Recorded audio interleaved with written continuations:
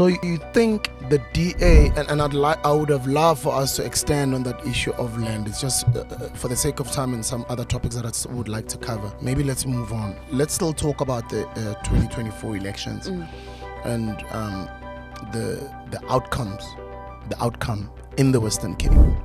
Do you think the DA will perform at its worst than all the other elections ever, this election in the Western Cape? I think they should, based on what has happened. And if they don't, then you 100% know that those elections are rigged. And if they do, who do you think their votes are going to go to? Let me not say their votes. Let me say, who do you think it will come from? Yeah. So there's something that I read. I don't know if I think you saw. During COVID, there was a group of Europeans that came into South Africa, or before COVID or something. And because you can buy land in South Africa, you own property, and depending on the amount of money you bring into the country, you can get citizenship. There was a case where they were speaking about dual citizenship, who can vote, etc., etc., etc. And I remember I was like, maybe I'm being a bit paranoid, but could it be that because remember, the DA have intentionally promoted Cape Town as now recently a digital nomad city. They've intentionally promoted it across the globe for people to come into Cape Town, but they promote it to a specific group of people. Now, if you have enough money and you can get your citizenship, then you have someone like Phil Craig saying, I've now started a referendum party and I want Cape Town. On which basis? He's got citizenship because he's got money. So he can vote. Because how did he register a party? My point is that we could be shocked and we'll have people voting there, and we don't know where the votes came from. But if you look at the numbers will then need to align. If you look at the demographics, they will say, this is the amount of people that have registered, this is the amount of people that are South African, etc., etc., etc. So the majority of the voters, if it comes from the colored people, I don't know. If it comes from black people, I don't know. It clearly means that if that is the case, then I'm telling you now that our country suffers from Stockholm syndrome. Because how are you going to vote for the very same people that have shown you over a specific period of time that their interest is not for you?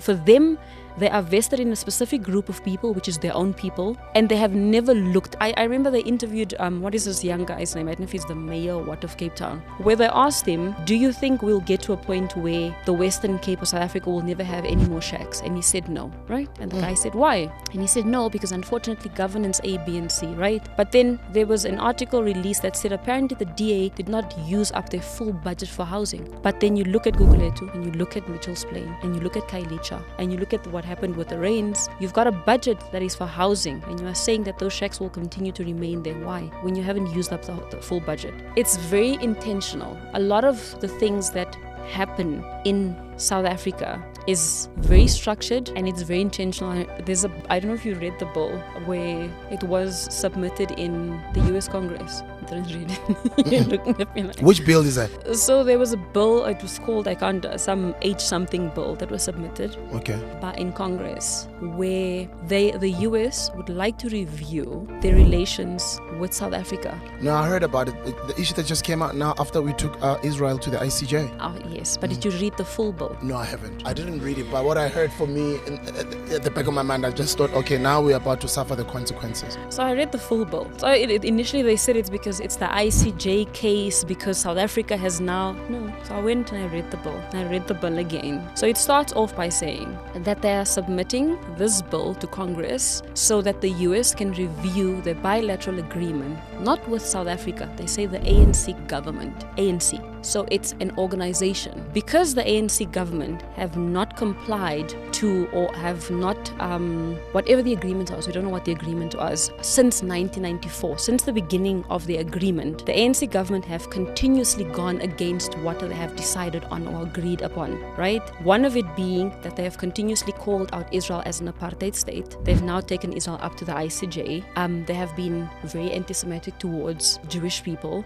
right? And because of that, they need to review this. But then you continue to read it and then it says, since 1994, the ANC government have not complied or to what their obligation to this bilateral agreement was. And they have now aligned themselves to countries that the US are not allies to, specifically Russia and China, right? And South Africa have now become a security threat to the US because of their association. Then they go on to say that they need to review the agreements, right? And that they have classified documentation to support that the ANC government have been against the bilateral agreement. Now, South Africa as a country have never been able to produce the minutes for the CODESA negotiations. That classified documents that they're able to provide, which is a bilateral agreement that is not available on the internet, that you and I cannot have access to say that the ANC government and the US have agreed on the following terms based on us and what is beneficial to us, but it's classified. And because of that, we are now a threat to the US government. Make it make sense. Angithi, we all know it's because of Brexit. Mr. Joshua Maponga said it last year. He's like, oh, those Americans are not going to go down without a fight. So this is all part of it. And what is more concerning is the DA went and asked for help from who? America. So what did they promise America that is in the bilateral agreement that they are willing to comply with, that the ANC government is not complying with? So they'll be channeling more funds to the DA. So that's why I'm saying if any black or colored South Africans still continue to vote for the DA, then you must be suffering from Stockholm Syndrome, because it has been so clear. It's something as basic as when there's any form of racial injustice, right? You look at the incident that happened in Bloem, and you look at what happened to those 3 black boys where they tried to drown them. And also what happened in Phoenix. Exactly. Did the DA say anything? You are an inclusive party that's looking to represent South Africa as a nation. But at no point have I ever seen them go there and say, why are you guys doing this?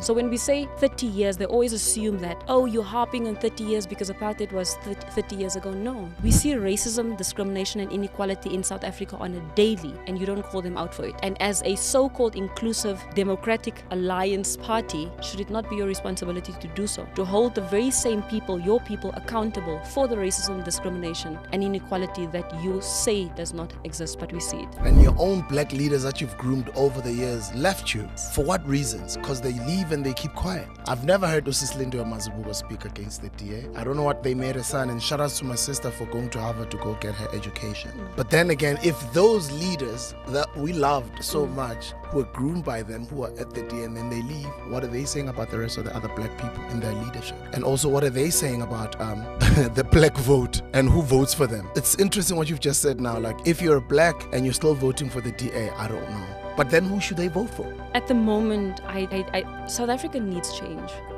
whether we like it or not. And whether it means that this change is going to come at the expense of South Africa having to collapse as a country first and then get back up, we need that change. If we don't, we will continuously have countries like the US that can pass bills and threaten our national security as long as they are protected. And when you look at, I always tell people, vote for a political party that looks like you, that looks like your problems and looks like your solutions. Because I do not see how the very same people that have oppressed you, who say they've taken you out of oppression, is going to help you when they've shown that they haven't. For me personally, if you look at the political parties that I feel we should lean more towards, it will be the EFF, MK, UDM. I used to think, I was like, okay, yeah, maybe. But I think you look at the ANC, unfortunately, they've been compromised. We really don't. You look at the ANC and you're like, I'm never dismissive of what it is that they've achieved. I'm not dismissive. I always speak about the fact that you don't know what the ANC have taken over. And they've done a lot. However, they have been dismissive of the very same people that trusted them enough to put them in power, right? So that's that. Hey there, thanks for tuning in. Want more awesome content? Follow us on all our socials at STK206. And hey, don't forget to hit that like button and subscribe to our page for even more exciting updates.